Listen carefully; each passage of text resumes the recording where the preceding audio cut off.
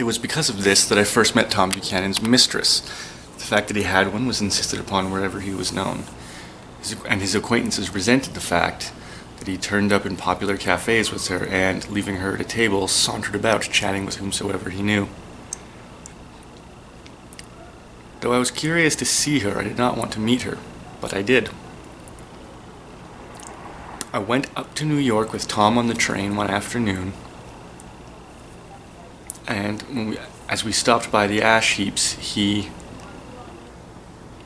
leapt to his feet and, taking hold of my elbow, literally forced me from the car. "I want you to meet my girl," he said. "We're getting off," he said. "I want you to meet my girl."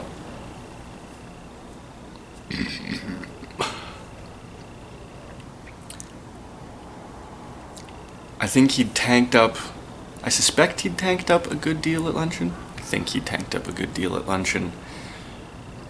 And his determination to have my company bordered on violence. The supercilious assumption was, on a Sunday afternoon, I had nothing better to do.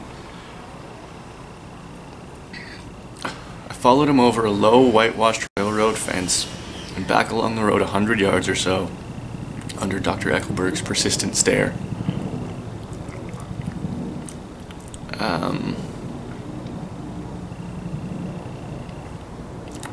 The only buildings in sight was a small square of yellow brick.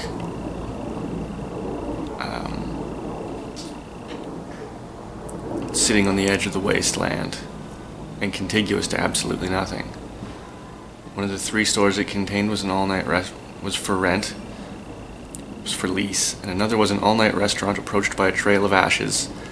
And the third was a garage, repairs, George B. Wilson, cars bought and sold.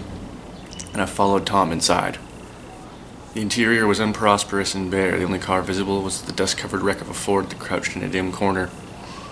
It occurred to me that this shadow of a garage must be a blind, and that sumptuous and romantic apartments were concealed overhead, when the owner himself appeared in a doorway, wiping his hands on a piece of waste. He was a blonde man, faintly handsome.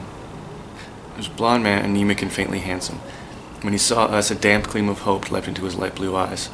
"Hello, Wilson, old man," said Tom, jovially slapping him on the shoulder. "How's business?" "I can't complain," said Wilson unconvincingly. "When are you going to sell me that car?" "Next week," said Tom. "I've got my man working on it now." "Works pretty slow, don't he?" "No," said Tom coldly. "No, he doesn't," said Tom coldly. "And if you feel that way about it, maybe I'd better sell it to someone else after all." "I didn't mean it like that." Wilson's voice trailed off. Then I heard footsteps on the stairs, and the thickish figure of a woman appeared in the light of the office door, or blocked out the light from the office door.